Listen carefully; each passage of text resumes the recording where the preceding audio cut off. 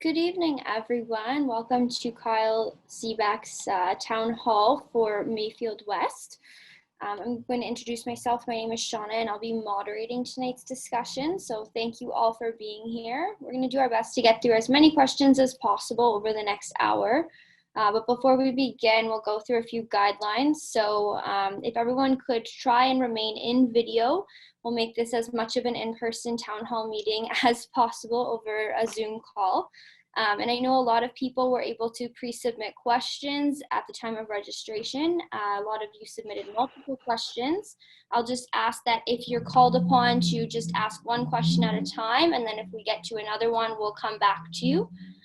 If you were not able to submit a question at time of registration, you can type a question in the chat section, which you can make appear if you go to the bottom of the Zoom window, click chat, it will pop up on the right-hand side of the screen.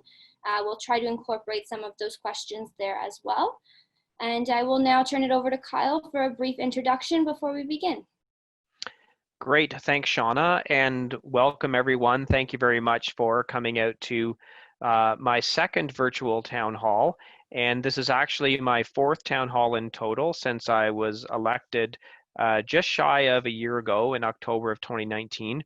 One of my campaign commitments was to hold 4 town halls every year in various parts of the riding, trying to get all across. So I've had town halls in Shelburne, in Bolton, a virtual town hall in Bolton, and now a virtual town hall in Mayfield West. And I will have another town hall next week, virtual town hall in Orangeville. Part of being a member of parliament, you end up in Ottawa a lot, and as a result of that, you sometimes lose touch of what's going on in your riding, which is why it's really important for me to have town halls and get feedback from people about the issues that are going on in their community, the issues that they may find themselves, their friends, or their family facing. So for me, it's a great opportunity to have a conversation with my constituents to find out what their issues are and what their concerns are. Just like when I have a regular town hall, I realistically only have a couple of ground rules, and that is that we have respectful conversations about issues. I think more and more we're seeing how politics can become toxic, and we see that down the US especially, where people get very angry and engage in what I consider to be unproductive discussions about issues. So I'd like to try and keep everything and all our conversations today respectful, and I'd ask all of you to do the same. So I am the member of parliament for Dufferin-Caledon, and predominantly my area is federal issues. I know a lot of people have submitted questions tonight. Some of them are federal, some of them are municipal. And I do notice that I'm joined tonight by Councillor Early, who represents Mayfield West. And when we do have a municipal question, I will do my best to answer it, but thankfully she's here, and I will see if she would like to comment on that issue directly. So it's a bit of a benefit tonight. We have a 2-for-1 deal in effect with having myself here and Councillor Early. So Councillor Early, thank you so much for joining the call. With all of that said, I think I'm now going to turn it back over to you, Shauna, and we can move forward with the first question for the evening. Okay, great. Thanks, Kyle. So at the time of registration, Hari was able to submit a few questions, and I can see that he's on the call now. So I'm going to ask if technical support could unmute Hari so he could maybe pick a question that he'd want to address to you, Kyle. Great. Hari, thanks for joining the call tonight, or the meeting tonight, and I look forward to your questions. Hi, Kyle. One of the questions that I had was, and I don't think I specifically stated it in the form that I submitted, but the question was, do we have an idea of when the immigration would open up the way it was before COVID-19 started for the general category or for the family sponsorship? So, because I know that's been stopped for quite a while now. And is there any idea at all as to when that would open up again? Hari, that's a great question. So you're correct. What happened was the current government, the Liberal government, they shut down the application process for what's called FC4 class parents and grandparents immigration into Canada, family reunification. And they said that's because the system that existed at the time was not working. And they committed that they would put forward a new way of dealing with family reunification by March 1st of 2020. Well, as you know, we're a little bit past March 1st of 2020, and no new system has been put forward by the immigration minister or by the government. I have written to them on several occasions to ask them to explain when they are going to outline what the new process will be. And when this will be reopened for applications. Unfortunately, to date, my letters have not been responded to, and there have been no announcements. So I really don't know when the category is going to be reopened and what the new rules are going to be. And I certainly understand that during a pandemic, the government has many other things that they're focused on and they're trying to work on. I accept that, but this was supposed to be delivered before we got to the point where we were shutting everything down. It's supposed to be March 1st. So to me, I think it's an example where the government has dropped the ball and they should be doing better.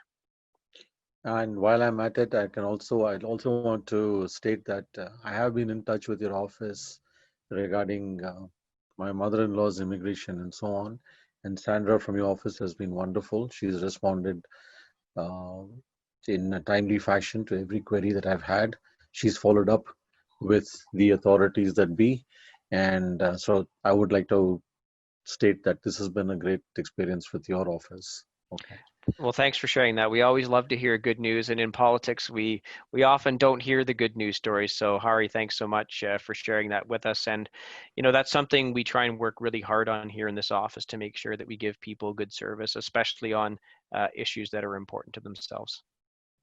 Okay, I'm going to let other people get into the act now. Thank you. Great, thanks very much. Thanks for the question, Hari, and for allowing Kyle to answer that. I'm going to now jump to a more municipally geared question because I see Suzanne Barwell is on the call and she had a few questions about access from Highway 10 and Heart Lake Road and some stop sign questions. So I'm going to ask that technical support unmute Suzanne so she might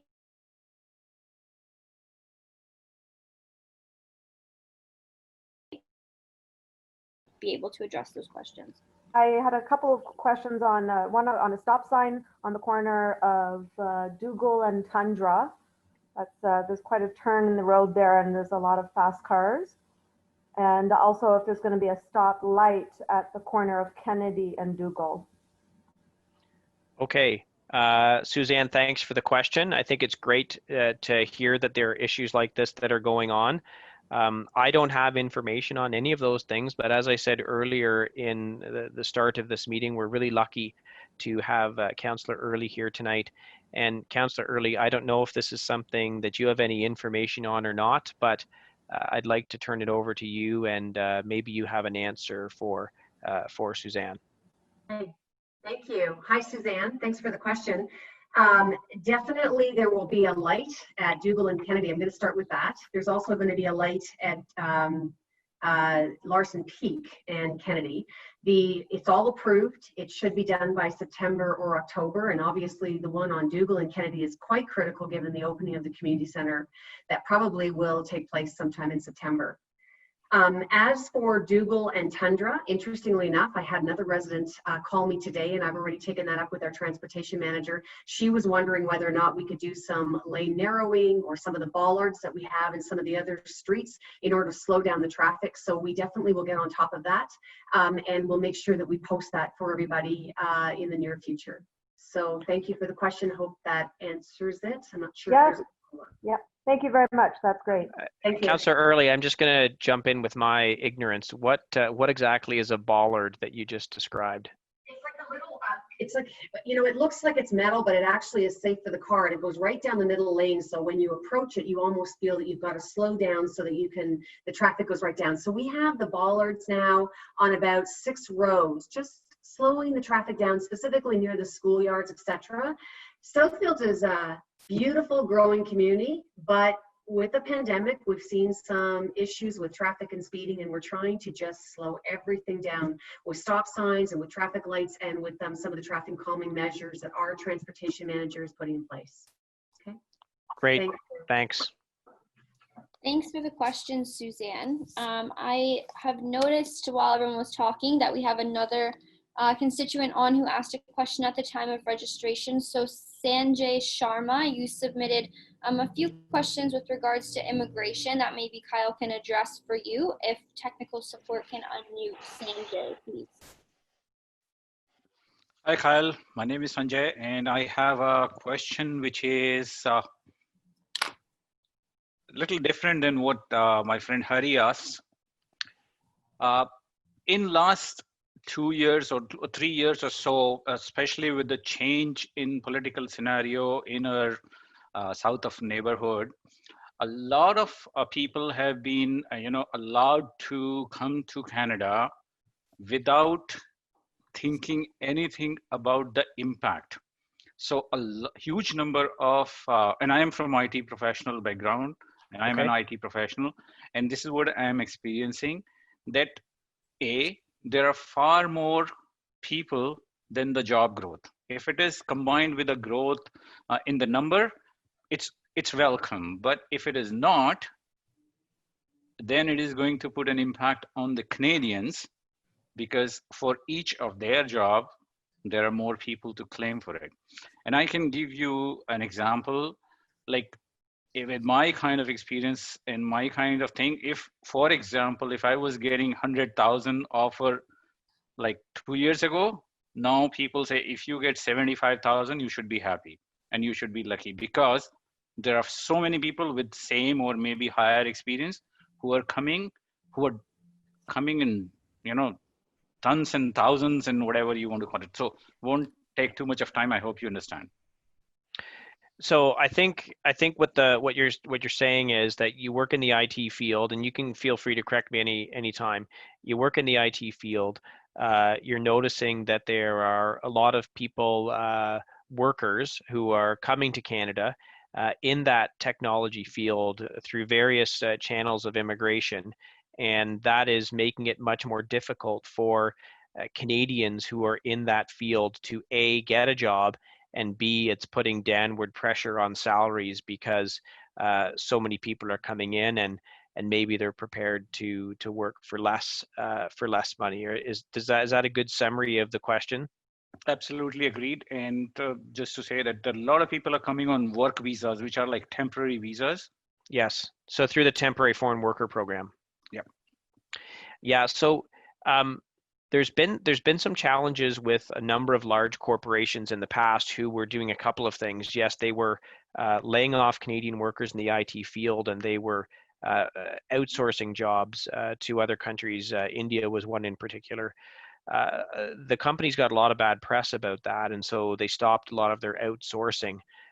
I am starting to hear exactly the issues that you're raising right now, though, that the sort of side effect of that has been an increase in the number of temporary foreign workers who are coming into this country in the IT field. And that shouldn't happen, because when you apply for a temporary foreign work permit as an employer, you have to do what's called a labor market analysis. And as part of that labor market analysis, you have to show that you have posted this job in certain acceptable forums, that there have been no applicants for that job for a certain amount of time, and therefore the assistance of a foreign worker is required in order to fill that position. And there have been a number of areas in the Canadian economy where that has worked quite well. For example, in the agricultural sector, that's been used all across the country for a long time. I find it very surprising that this is going on in the IT sector, where we graduate a high number of highly skilled and highly educated people here in Canada. So I don't have an answer as to why this is going on or what the solutions are, but I am the Deputy Shadow Minister for Immigration and Citizenship and Immigration for the Conservative Party of Canada. And I'm going to discuss this with my colleagues, and we're going to try and, I'm going to suggest that we look at this at the Immigration Committee to see if what you're saying is causing detrimental effects to Canadian employment, because the immigration system should not work, and the temporary foreign worker program should not work to put downward pressure on Canadian salaries or cause Canadian workers to not be able to have jobs. In fact, they're supposed to do the exact opposite. Both programs are supposed to fill gaps in the Canadian economy. I see you've got your finger up, Sanjay. Let's maybe let him ask one more question, and then we can, if I can answer that, we can move on to the next. Thank you very much. I simply wanted to say, like, south of the border, they said for 1 full year, there are not going to be any more new H-1B visas or something similar. And Yeah. while they are saying unless until it's critical or crucial, they don't want to issue such things. So, which is perfect for people, the legal residents there, to, especially during this pandemic, not to lose their jobs and not to get impacted. And they should be given first chance rather than outsource people at much lower wages or much lower competitive salaries, just because certain companies and organizations wants to make too much money. And this is what I want to be highlighted as well. Thank you. Sanjay, you raise a great point. I think right now, with the challenges that the Canadian economy is facing as a result of COVID-19, the last thing we should do is have Canadian jobs displaced by people coming into the country on work visas or any other type of visa. I'm absolutely going to bring this up with my colleagues on the Citizenship and Immigration Committee and with my Conservative colleagues, and we're going to look into this a little bit further and then speak about how we need to make changes to address this situation. Thanks very much for raising the question. And I could be of any assistance you require. Your office can contact me after, so we can talk offline. Absolutely, we'll do that. Thank you. Thanks, Sanjay. Thanks for the question.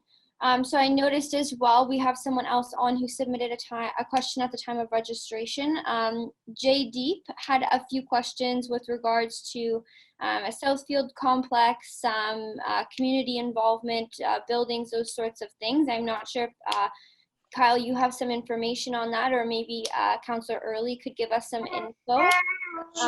Jay Deep, I believe you're going to be unmuted now if you would like to ask the question. Sure, yeah, I have a little one. I just don't want him to disturb everyone. But I just had a question about the Southfield complex, that I know it's, you know, it's a good community complex for us, but I'm just more concerned about, you know, if it'll be only for Caledon people or, you know, or Brampton as well, because I know the seats would be, you know, the classes would be filled up too quickly. So I would want, I don't know if it's a valid question or not, to have preference for Caledon residents versus Brampton residents for classes for the kids and so on. That's a great question, and I will turn it over to Councillor Early in a moment. I do know that at one point in my life, I lived in Amaranth, and in order to access sporting facilities in Orangeville, we had to, or other facilities, we had to pay an additional fee in order to do that. So I believe there might be some system to deal with that, and but I'm not sure. So Councillor Early, I think you might have an answer to this, but maybe not. I don't think I do. We have a similar situation with Brampton, where we obviously pay a higher fee, and I do believe the same thing happens in Caledon, but your point is very valid. And it's something that I can certainly follow up with our manager of the community services to find out if there's ever been any consideration given just to ensure that the pool and the community center is Caledon specific. You know, we're going to have a library in that facility. We're going to have a child parent center. We're going to have a Montessori school. We're going to have the pool, a bit of a gym. So I don't have a 100% answer for you, but I will definitely, through Shauna, if you let me know, and we'll be able to get the minutes out or the notes out to anybody on the call, I'll make sure we have that answer pretty quickly. Sure, I can pass along that information for sure. I'll actually do a text, and I might even be able to do it on the chat before this call's over. So thank you. Sorry that I don't have that answer for you.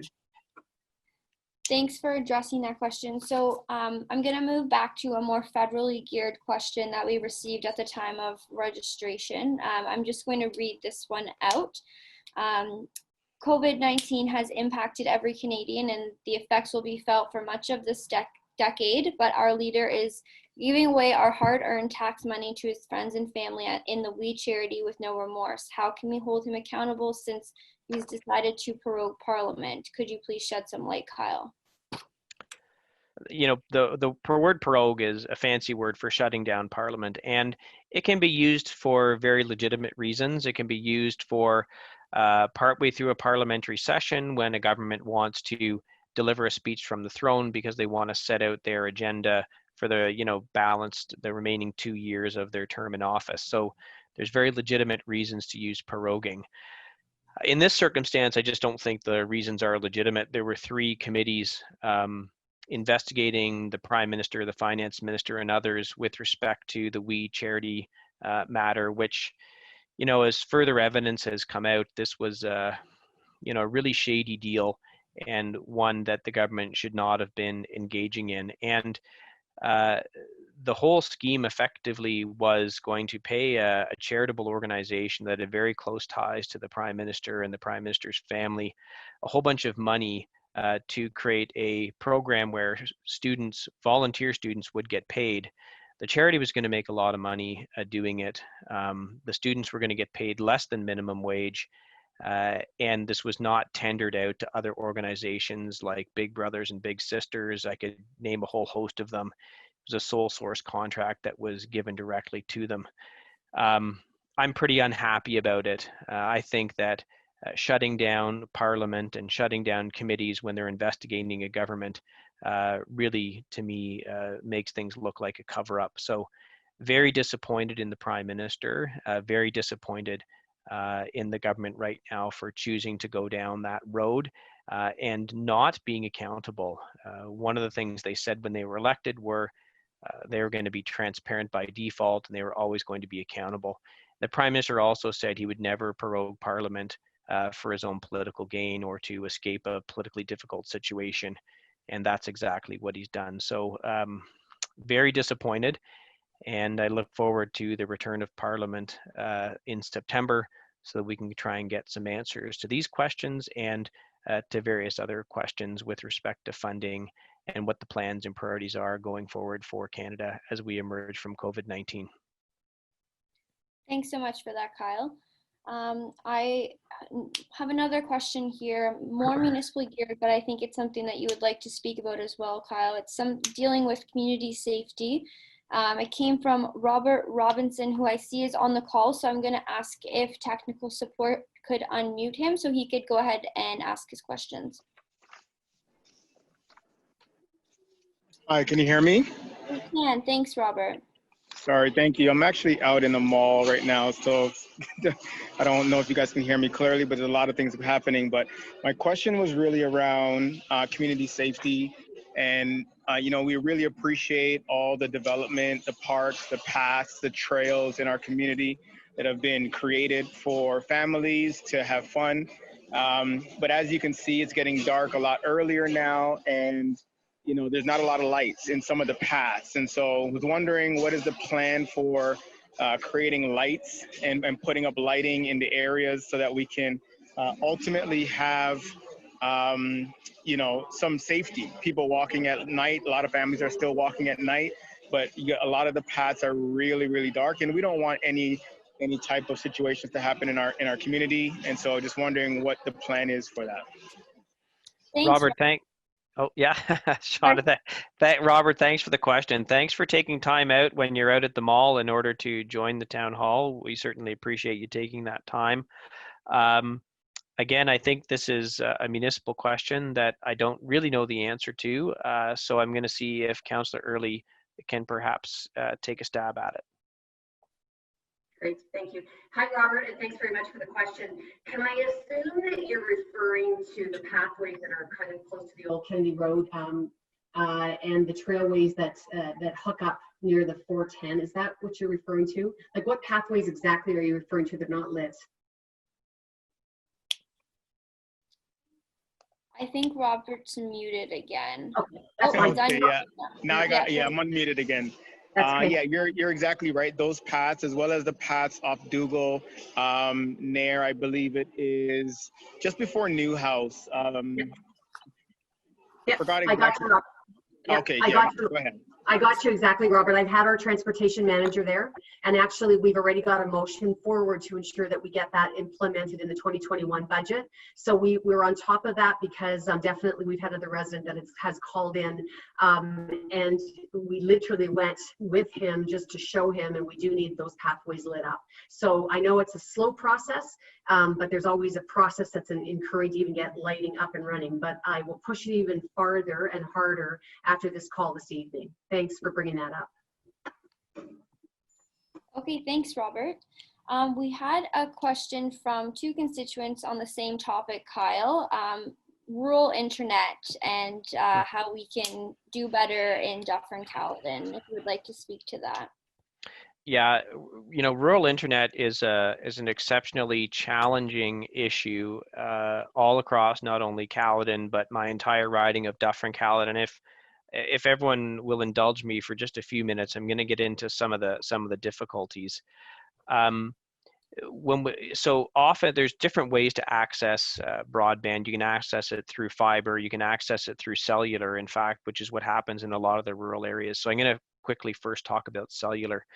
Part of the challenge we have in Caledon is that the bandwidth auctions that take place for cellular service, Caledon gets lumped in with larger areas like Brampton, Mississauga, and the GTA when those spectrums go up for auction.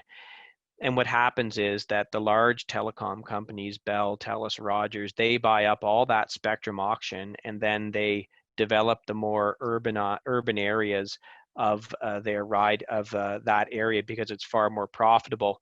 And so this is one of the reasons why Caledon has exceptionally poor sort of cellular service in a lot of areas. And even if you try and go through cellular, it's a challenge. Now, that being said, there have been some great initiatives through SWIFT, which has just brought some new fiber and broadband going into Caledon. It's also, there's going to be a large expansion into Dufferin. My personal belief, and I have had these conversations with Mayor Thompson, is that we have to view access to high-speed broadband as an essential service. We have to look at this much like when we decided almost 100 years ago that electricity, maybe it wasn't 100 years ago, 60 years ago, when we decided that electricity was an essential service, and we decided to build the network of electricity all across the province so that anyone who wanted to have electricity would be able to get electricity. I think we need this kind of vision in order to effectively build out the infrastructure across our rural areas in order to have broadband access. Our Conservative Party has put forward a very bold proposal on internet services, and I can't get into all the details now, but first of all, that involves having a different way to sell off wireless spectrum so that smaller companies can compete for that.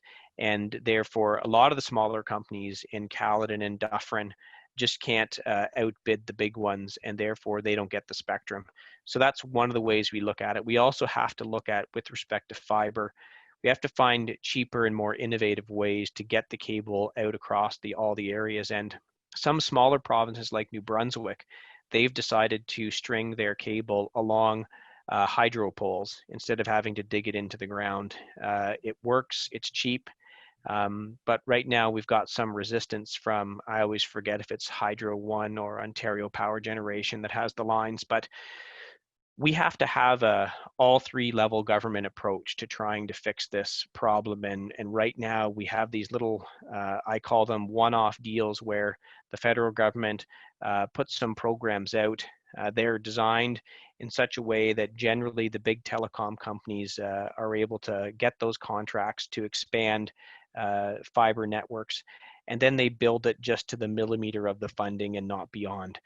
So we have to reshape how we offer these contracts and find ways to get smaller, more innovative companies that want to do it. We also have to work with the province and Ontario Hydro, for example, to look at innovative ways like stringing fiber along hydro poles.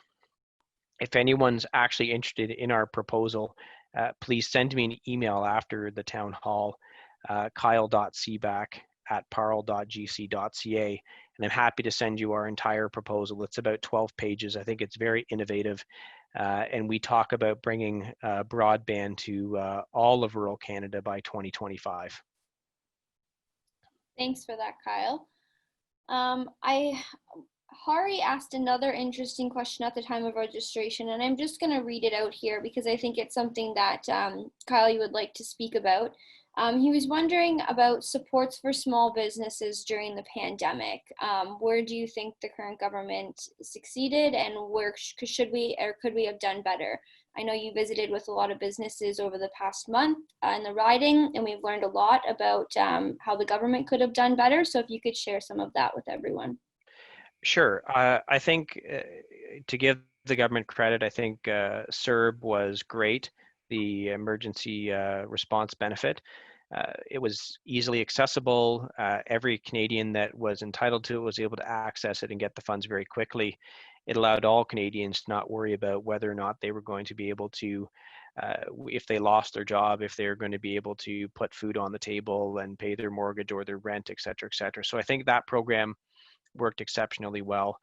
I think that the wage subsidy for businesses was slow to get implemented. It started at 10%, and then with a lot of pressure from our party and from business associations, Canadian Federation of Independent Business and others, they were able to get it up to 75%, but the rollout of that was slow and it was complicated for a lot of businesses to access, and there were a lot of specific rules in order to access it.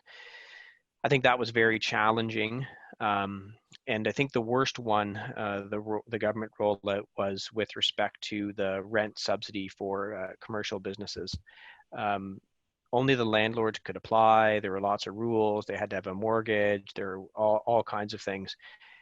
I spoke to many landlords who said it was so complicated and convoluted that they just weren't going to apply. And even after they did all that work, they still only got 75% of their rent. And I've heard from so many small businesses right now saying that my landlord is asking for the rent, and I was shut down for a couple of months, and now my business is down 50-60%, and this is very challenging. In downtown Orangeville, I know we, in our business improvement area, we've lost 10 businesses, and the business improvement area is not incredibly large. So these are real challenges and real struggles. And I think what's going to be very important for the government is, what do we do next? How do we support small businesses in the aftermath, in the next, not just the next month or two, but the next 6 months, 9 months? Because Canadian consumers, as much as we all are trying to support our small businesses, our habits have changed. Restaurants, for example, can't operate at full capacity because of social distancing, and patio season is rapidly coming to an end. So the great innovations that our municipalities did by allowing patios to spring up everywhere so people could go out, have a meal, have a drink, and be socially distanced, not in an enclosed area, was great. That season will be over soon, and businesses are still going to be expected to engage in social distancing inside. So how are we going to support them? I haven't seen yet how the government plans to do that. And I think they really have to come out with, there's going to be a speech from the throne on September 23rd, where the federal government will outline their vision going forward.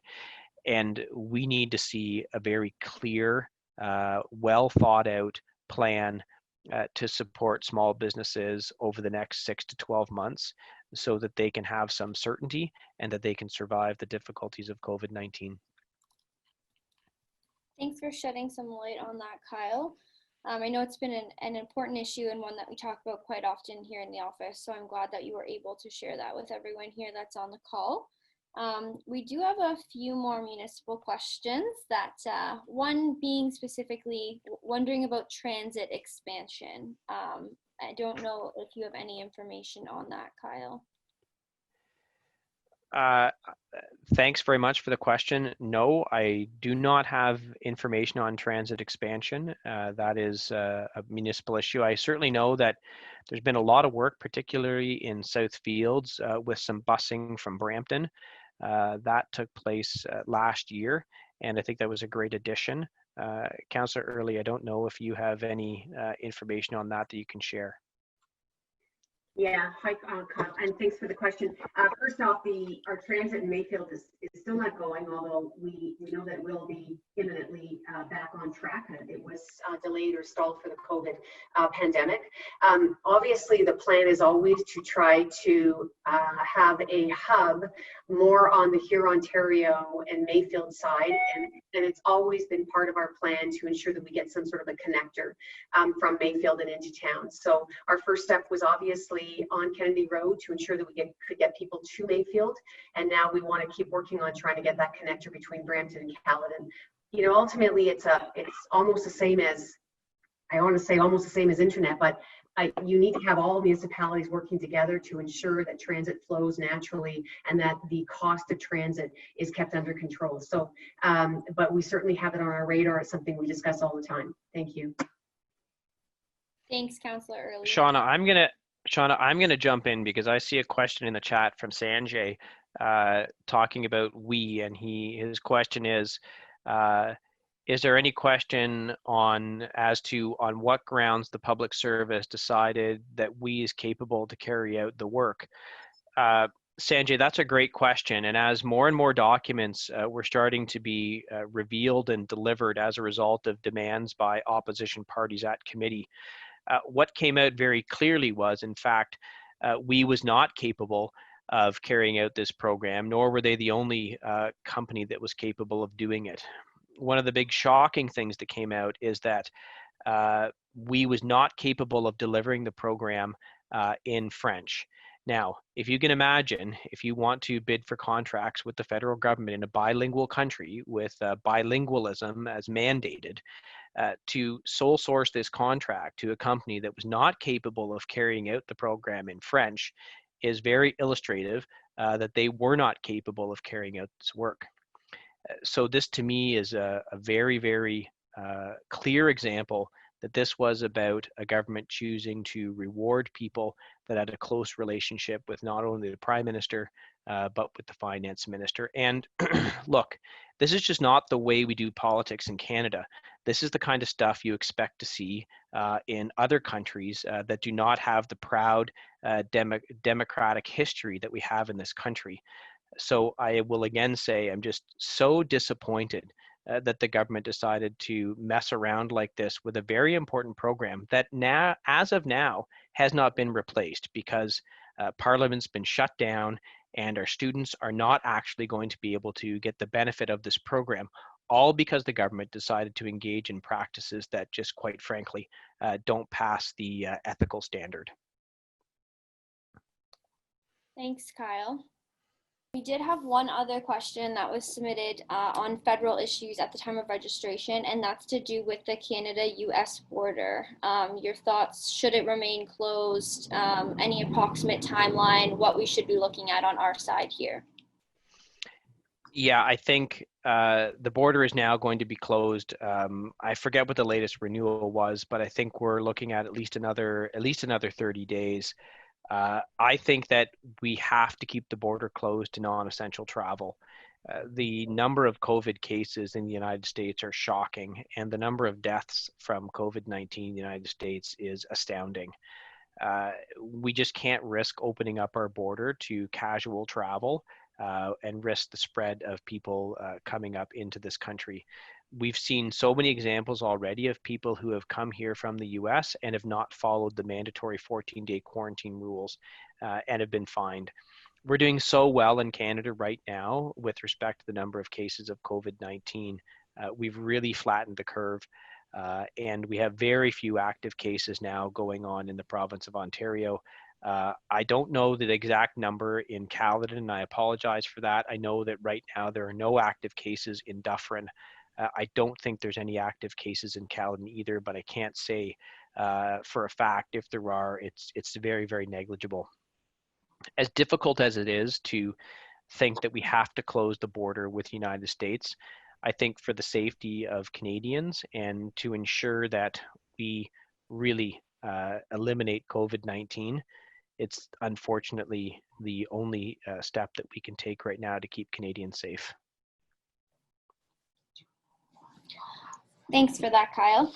I've been chatting with him back and forth, and we do have Christian Khan on the line who had some questions at the time of registration. I think they might be a little bit more municipally geared, but I'd like to ask for Christian to be unmuted so that we can try and address his questions.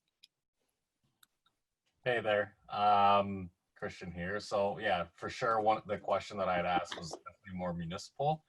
I'm actually in a couple like Facebook groups for the area, just to keep abreast of topics that are going on here. And one of the ones was obviously around community safety. I've actually been here since the area was built, so it's changed quite drastically in just about 10 years.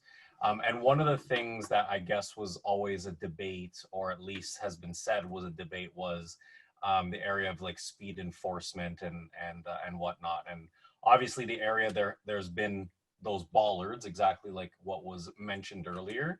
And one of the questions was, why has speed humps always been kind of looked down on, and why isn't that an option to have that rather than the bollards? And that's just really all I had to ask.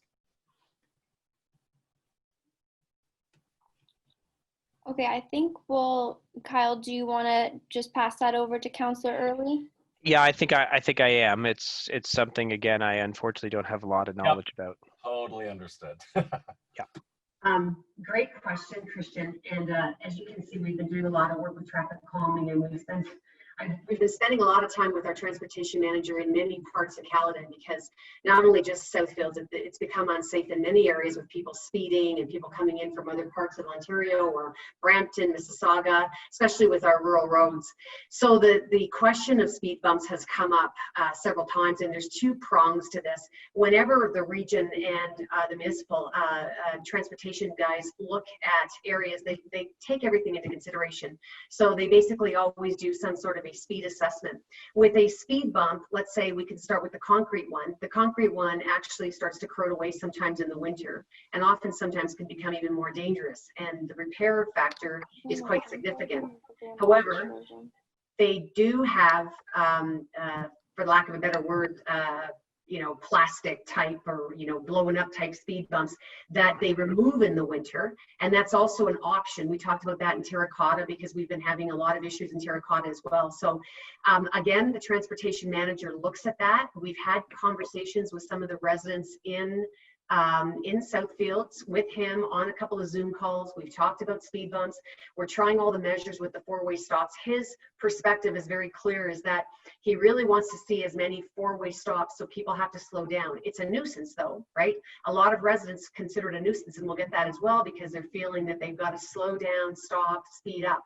But it is the only way to get that traffic under control. But certainly we don't discount the speed bumps. It's something always in the cookie box or in the trunk that we've got. It's not one size fits all for traffic calming measures, and they do their very best to ensure that they implement what they need to implement. But thanks for the question. So I unfortunately have noticed, due to technical difficulties, our moderator has been removed from the call. So I'm now going to assume the duties of both my role and Shauna's role until we can get her back in. So I see a couple of questions here that are in the chat, and I'm going to quickly grab one right now. Richard is asking, there was a plan for extending the 400 series highway near our region. What has happened to that plan? There is a plan to bring Highway 413 across through Caledon. It's going to come up just north of Mayfield West and extend across Caledon. So there are plans to do that. The current provincial government has, as far as I understand, have recently said that they would like to proceed with this bypass highway. It's going to effectively go from the 401 up through Caledon over to Highway 400 and take some of the traffic away from the 401 going through Toronto. How long that will take to construct and whether it will actually be constructed at this point, I don't know. It's in the long range transportation plan, and I'm not 100% sure when that's going to happen. I don't know if you're a little more familiar with that than I am, Councillor Early, but if you are, feel free to add your comments. If not, I'll move on to the next question. Okay, she's good. So also in the chat, I now see a question. I believe it's from, and I don't know if I'm going to pronounce your name correctly. Is it Janelle? Janelle is asking, I'm uncomfortable with the slogan from the new Conservative leader, Take Back Canada, as I feel that it is divisive and disrespectful to Indigenous people in Canada. What are your thoughts on this? To be honest, I hadn't looked at the slogan as disrespectful to Indigenous people, and I'm going to thank you for raising it, that's your view. I think generally what it was supposed to refer to was taking back the country from Justin Trudeau and the path that he's led Canada down over the last 5.5 years. As Conservatives, we feel that the Liberal government has led us in the wrong direction in many areas, one of which, of course, is racking up gigantic budgetary deficits and almost doubling our national debt in 6 years. So what's taken 152 years to accumulate in this country to fund various programs and services, the current government, they have almost doubled that national debt to over $1 trillion. From 600 billion to well over $1 trillion and still going. The challenge with running, racking up massive budgetary deficits and adding to the debt is we have to pay interest on the debt and repay the debt. And the higher it goes, the more money that tax revenue that comes in, you have to pay to service that debt. And that has been an incredibly challenging situation in this country. In the province of Ontario, depending on the budgetary year, the number 3 or the number 4 line item spending for the provincial budget is paying interest on the provincial debt. So if you can imagine what we would be able to do with respect to funding education or other services in this country, if we didn't have such a massive provincial debt, the same thing can be said at the federal level. If you looked at federal transfers for healthcare, if we didn't have a massive debt, we could, massively increase transfers for healthcare and other social services. So I believe that's what the slogan was talking about. And if it's offensive to other people, I certainly apologize for that. And I'm thankful that the point has been raised on that. Now, I am seeing I am back, Kyle. Shauna's back. Oh, great. I've really enjoyed being the moderator, but I'm very happy to have you back. Sorry about that. Technical difficulties comes with the territory, I guess. But of course. I just wanted to get to one more constant question. We are nearing 8 o'clock here, and Magdalene Rose submitted a question at the time of registration with regards to the situation of reopening schools in September. I know that's not specifically a federal issue, but I don't know if you might have some advice on where she could properly address her questions. So if Magdalene could be unmuted, please.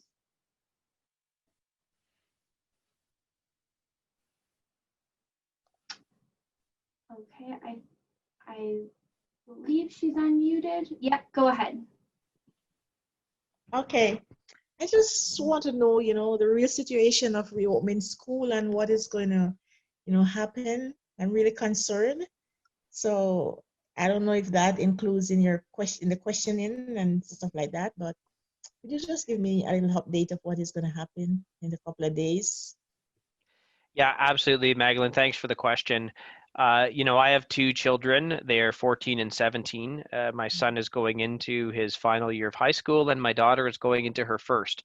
Not a great time for either one of them to be, going into their first year of high school or their last year of high school with COVID-19.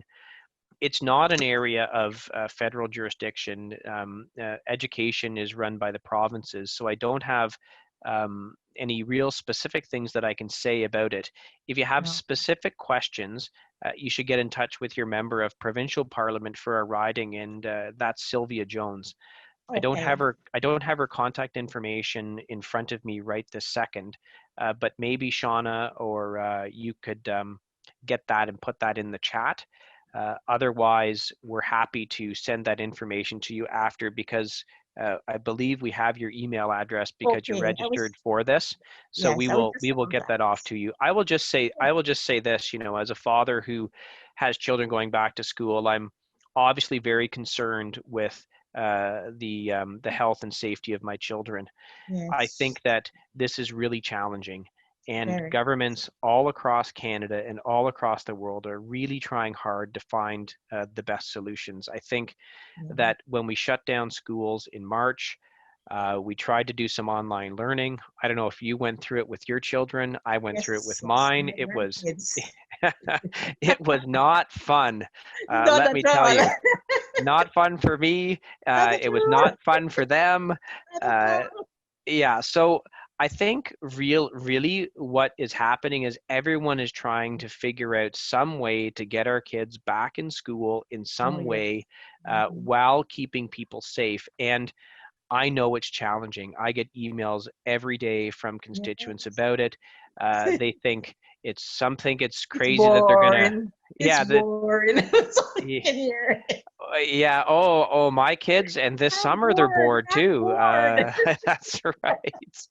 So I think governments and school boards are working really hard to try and make it as safe as possible for our kids when they go back to school. And the federal government, I always try and give kudos when they deserve it. They've recently announced that there's going to be federal money given to provinces to give to schools to increase personal protective equipment and sanitation and ventilation and other things. I I think that's appreciate a that. great initiative. I really do Um, appreciate that. yeah, so I think we're going to just we're going to give it a try. We're going to do our best to keep our kids safe, and if we have to change course partway through, I think governments and school boards and schools are going to do that. Work together. Okay. Yeah, Thank you absolutely. so much. Thank you You're so welcome, much. and Thank thanks you for the question. You're welcome. So Kyle, we just have one final question that I just want you to address before we conclude here, because we're quickly approaching 8 o'clock. We had a question submitted with regards to a company in Montreal that received a contract for PPE production, and yet they have no factories in Canada. How can this be? So maybe you could speak to that briefly, and then we'll do a quick wrap up before we conclude the meeting. You know, I saw a news article about this a couple of days ago, and obviously I was very disappointed to see that. You know, I had people come to me, people who had factories both in Caledon and in Dufferin, and say to me, Kyle, we want to retool to manufacture PPE. We have the equipment, we can do it, and we're happy to do that. So how do we do it? And of course, I got them in touch with the government and explained the process to them to apply for government contracts to produce PPE, so that a contract was awarded to a company that isn't even going to manufacture them here in Canada is incredibly disappointing to me, especially when we had people and companies right here in Caledon and Dufferin that were prepared to do it. Thanks for that, Kyle. So just wanted to make everyone aware that Sylvia's office information is in the chat section, the Member of Provincial Parliament for Dufferin Caledon. But if you wanted to contact our office, I don't mind putting you in touch with her office if you had any prevention-related questions. But I believe that will conclude this evening's meeting. So if you had any additional questions that you wanted to pose to Kyle, feel free to send them to us via email, kyle.cvac@parle.gc.ca, or you can call our office at 519-941-1832. I'll just pass it over to Kyle for some concluding remarks briefly before we conclude the meeting. Great, thanks, Shauna. And I want to give a real thanks to Councillor Early for coming on the call and answering so many of these municipal questions. It was great to have your expertise and answer everyone's questions. So, Councillor Early, thank you so much. I really appreciate it. And to everyone who took the time to come on this town hall, I want to say thank you very much, because we all have lots of interesting things to do in our lives, and I'm always appreciative when people take the time to come to a community event to talk about issues that are important to them. We heard from one of our people tonight about some of the work that my office was able to do to help them, and that is really what we're here for. So if you do have any issues that you are concerned about, I would like you to get in touch with my office. And if you don't know who you should call, you're just saying, well, I have this issue, I'm not sure who I should call my office as well. Because if it's not a federal issue and it's a provincial issue, we'll tell you it's a provincial issue and we'll give you the contact information for Sylvia Jones. Or if it's a municipal issue, we'll figure out who your councillor is, town or regional, and let you get in touch with them. We are really here to serve the community. And with that said, everyone please keep safe and strong through COVID-19.